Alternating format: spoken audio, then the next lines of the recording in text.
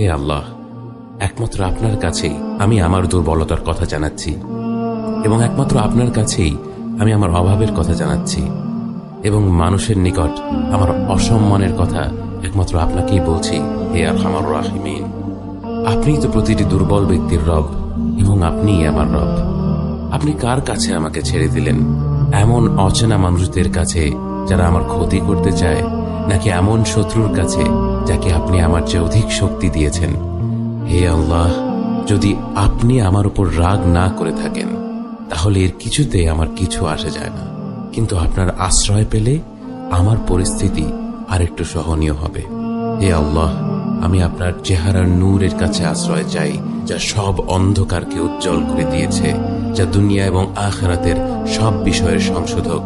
আল্লাহ, আপনার রাগ এবং অসন্তুষ্টি থেকে আমি রেহাই চাই।